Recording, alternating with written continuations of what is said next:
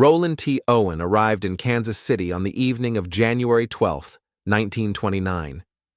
A man of middle age, he stepped off the train carrying only a small suitcase. His appearance was neat but unremarkable, a man who blended easily into the crowd. Yet from the moment he entered the President Hotel, something about him drew the attention of the staff. He approached the front desk with quiet urgency.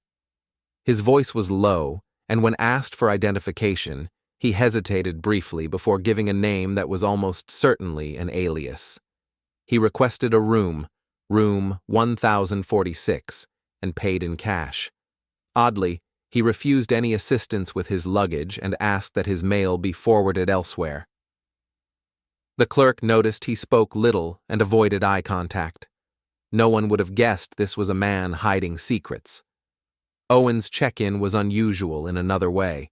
He declined housekeeping services, asked that no calls be put through to his room, and said he preferred complete solitude. The night clerk recalled how Owen's demeanor was tense, as if expecting something to happen. When asked about the length of his stay, he only said a few days, then quickly left for the elevator. No one saw him again that evening. The hotel was busy, but room 1046 remained silent, except for the occasional flicker of light beneath the door. By the way, if you're listening to this story in the middle of the night, or lying in a dark room, or somewhere on your way home, leave a comment telling me where you are and what time it is. Also, don't forget to subscribe to the channel, so every time I tell a new story, you'll be the first to hear it, in the right place, at the right time. Owen's arrival set the stage for a night that would unravel into one of the most baffling mysteries in hotel crime history. But before the darkness descended, it is important to understand who Roland T. Owen was, or at least who he claimed to be. There was little information about him prior to his arrival. No known family, no address, and no clear purpose for his visit to Kansas City. A private man, or perhaps a man running from something. The staff knew only that he paid up front, carried no identification, and insisted on absolute privacy. As the clock ticked past midnight, the hotel maintained its usual rhythm. Guests came and went, but room 1046 held its secrets close. A few heard muffled sounds, the clink of glass, the shuffle of feet, but no one would suspect the events to come. Owen's strange behavior was the first puzzle piece. His refusal to share details, combined with the way he avoided contact, raised questions. Was he a traveler with something to hide, or simply a man weary of company? The answer would remain elusive. That night, hotel employees continued their routine. The bellhop, the night clerk, and the switchboard operator each had glimpses of Owen, mostly distant and brief. But it was the phone operator who would soon become central to the unfolding mystery.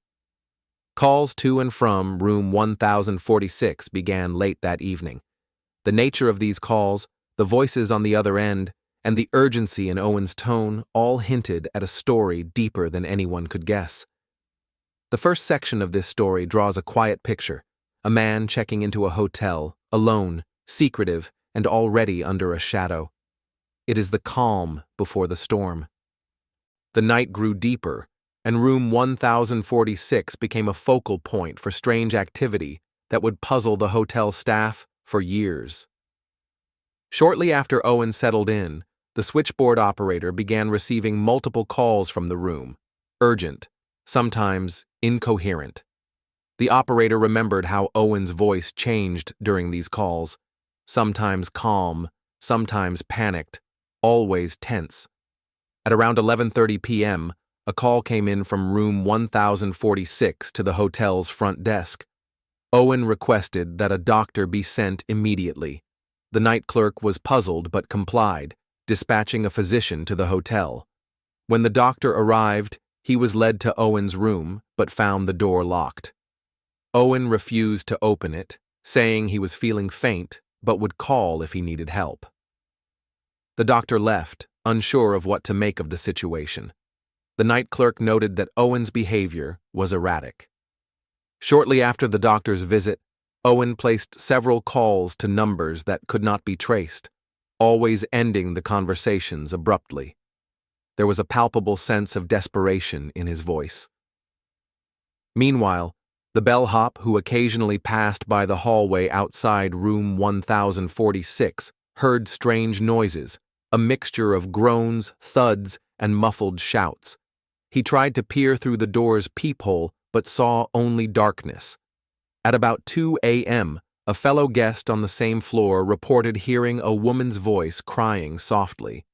This was unusual, as the hotel's records showed no visitors with guests registered in that area. The bellhop asked the night clerk about the reports, but both agreed there was nothing they could do without cause. Later that night, the switchboard operator received a call from room 1046 that ended abruptly with a loud crash. When she tried to call back, there was no answer. Concern grew, but the hotel staff were hesitant to intervene without clear cause. Owen's phone activity remained relentless. It was clear he was trying to reach someone, or avoid being reached himself. He spoke in whispers, sometimes in a foreign language, often in fragments. In one particularly strange incident, the operator recalled Owen asking repeatedly for a number that was disconnected, growing frustrated each time. The urgency in his tone suggested fear, but of what, no one knew. The hotel's manager, informed of these disturbances, decided to monitor the room closely. Staff were instructed to listen for unusual sounds and to report anything suspicious. Still, Owen's door remained closed, his privacy respected. The unsettling noises continued into the early morning, muffled screams, a crash, and then silence. The hotel was quiet again, but the tension lingered. Owen's refusal to open the door to the doctor, combined with the strange phone calls and unexplained noises, painted a picture of someone trapped, desperate, or perhaps hiding from a threat. The night passed, but room 1046 held its secrets tight. By dawn, no one expected what was about to be discovered. This night of strange calls, cryptic messages, and unexplained disturbances set the stage for a grim discovery, one that would haunt the hotel and the city for decades. The morning of January 13th brought a grim discovery. At approximately 9 a.m., hotel staff were alerted to a foul odor emanating from room 1046. Concerned guests on the floor had complained to the front desk about the smell, and hotel management decided to investigate. The night clerk, accompanied by a bellhop and a janitor, approached Owen's door. Unlike the previous night, there was no answer when they knocked. The odor had grown stronger, and the three men exchanged uneasy glances before calling the police to gain assistance. When officers arrived, they forced the door open. Inside, they found a scene that would bewilder investigators. The room was disheveled, the bed unmade but stained with blood. Furniture was overturned, a chair lay broken near the window. The window itself was open, curtains fluttering in the cold morning air. Roland T. Owen lay unconscious on the floor, barely breathing. His body was bruised, battered, and bleeding profusely from multiple wounds, some inflicted with considerable force. His clothes were torn, and his shoes were missing. A pool of blood spread beneath him, staining the carpet and the wallpaper. Paramedics rushed Owen to the hospital. En route, he murmured incoherent words and gave a few cryptic clues about what had happened, but his injuries prevented a full account. He died 2 days later, without regaining consciousness. Back in the room, the police began their meticulous investigation. There were no signs of forced entry through the door, and the only unlocked entrance was the open window. However, the window was on the 5th floor, making an escape or intrusion through it difficult, though not impossible. On a small bedside table, a partially torn note was found. It contained a name and a series of numbers, possibly a phone number or a code.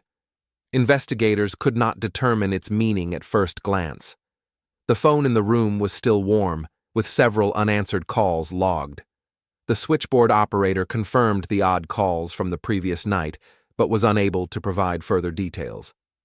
Blood spatter analysis indicated a violent struggle had taken place in the center of the room. Items such as a broken lamp and shattered glass hinted at a desperate fight. Strangely, a wallet containing Owen's identification was untouched on a dresser, suggesting robbery was not the motive. The room held other mysteries: a set of clothes different from what Owen was wearing, carefully folded under the bed, a fresh pack of cigarettes, and a matchbook from a local bar. Each clue hinted at unseen visitors or contacts. Interviews with hotel staff revealed contradictions. The doctor, who had been refused entry the night before, stated that Owen seemed paranoid, but not violent. The bellhop contradicted this, claiming to have heard raised voices and threats. Most puzzling was a report from a cleaning woman who said she had seen a shadowy figure lurking near the elevator shortly after midnight, but could not identify them. As evidence accumulated, so did the questions. How had Owen sustained such injuries without calling for help? Who was the mysterious figure seen in the hotel? And why did Owen avoid assistance when he desperately needed it? The crime scene in room 1046 was a puzzle of violence, fear, and unanswered questions. It was the point where theory met brutal reality. The investigation into the events of room 1046 quickly became tangled in conflicting statements and elusive leads. Detectives interviewed everyone connected to Owen, but nothing fit neatly together. Each new testimony raised more doubts than clarity. Hotel staff recalled that Owen had asked repeatedly for a phone number that did not exist. Attempts to trace calls from room 1046 showed calls to several disconnected lines, but none led to a definitive contact. It was as if Owen was reaching out into a void. The night clerk maintained that Owen never mentioned a visitor, yet the folded clothes and cigarette pack suggested otherwise. When pressed, the bellhop admitted he might have seen a woman entering the hotel that night, but no guest was registered under her name.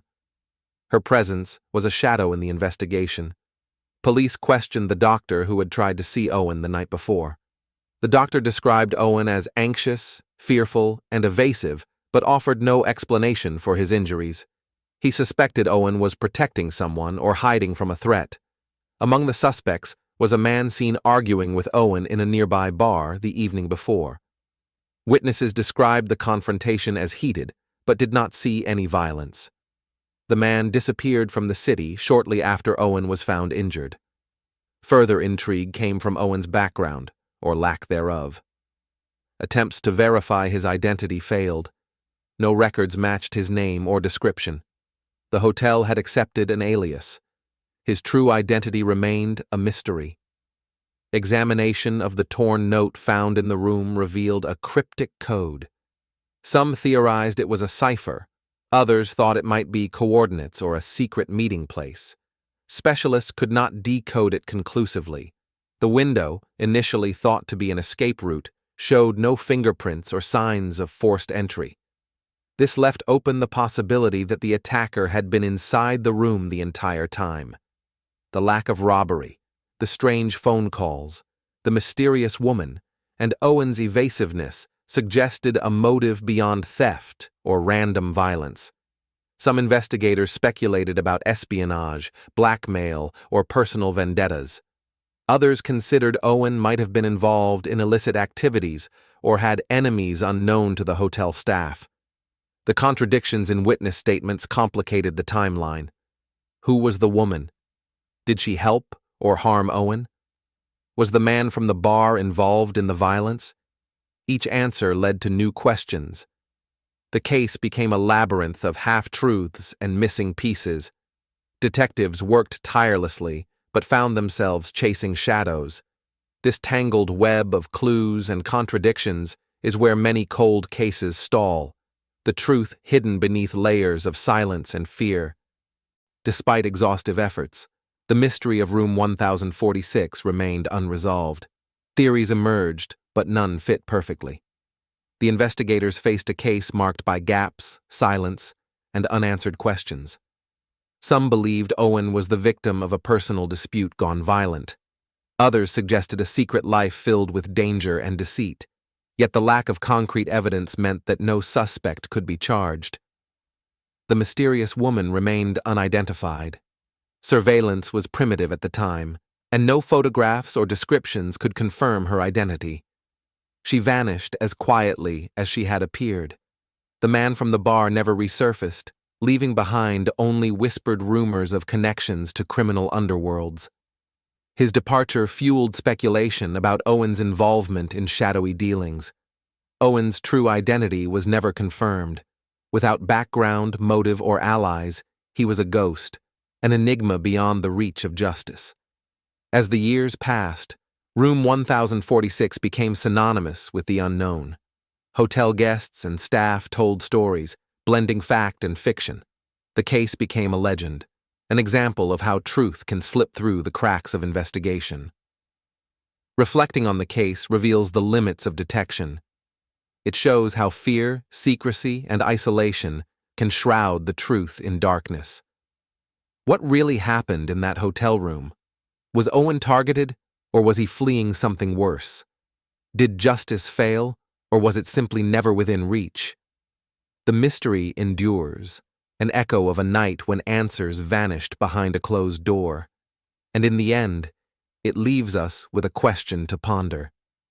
How many truths remain locked away just out of sight, waiting for someone to find them? The case of Roland T. Owen and Room 1046 is a haunting reminder that some mysteries defy resolution. It challenges our need for closure and confronts us with the uncomfortable truth that not all stories have an ending. Despite the best efforts of investigators, the pieces never came together into a coherent picture. Owen's arrival, the strange phone calls, the violent assault, and the conflicting testimonies form a narrative filled with shadows. His refusal to cooperate, the cryptic notes, and the unidentified figures all add layers of complexity. This case forces us to consider the nature of truth and justice. Sometimes, evidence is obscured by fear or secrecy. Sometimes, the victim carries burdens unknown to others. And sometimes, the systems designed to find answers fall short. Room 1046 remains a symbol of the unknown, a puzzle with missing pieces. It reminds us that the past can hold secrets that resist discovery, that silence can be as telling as words, and that human stories are often more complicated than they seem.